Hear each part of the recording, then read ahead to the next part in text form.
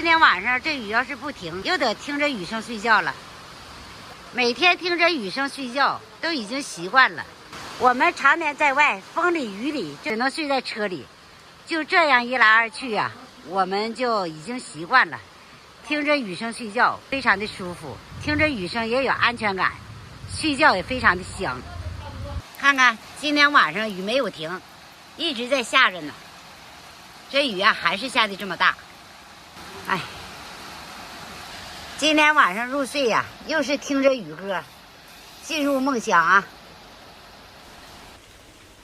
今天晚上这雨又不能停了，听听外边这大雨下的，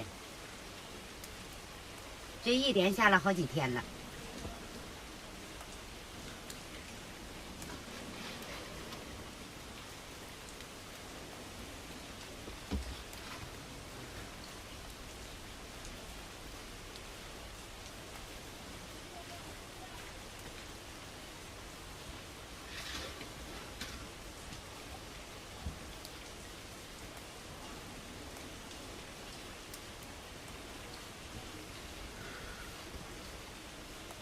其实我们常年在外，经常听着这雨声睡觉，时间长了呀，就像听着摇篮曲似的。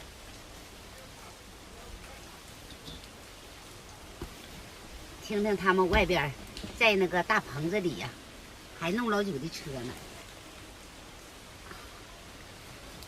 我是不出去了，这外边大雨哗哗的，出去呀就冻得嘚瑟的。消停睡觉吧。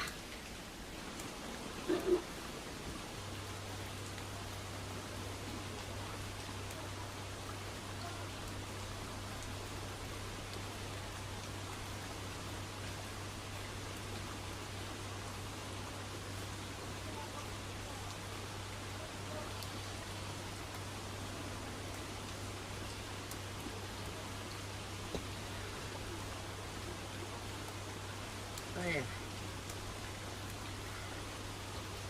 这雨始终就这么大，一直也没小啊。说明天要出发，要往山东走。今天看这么大的雨，明天怎么走？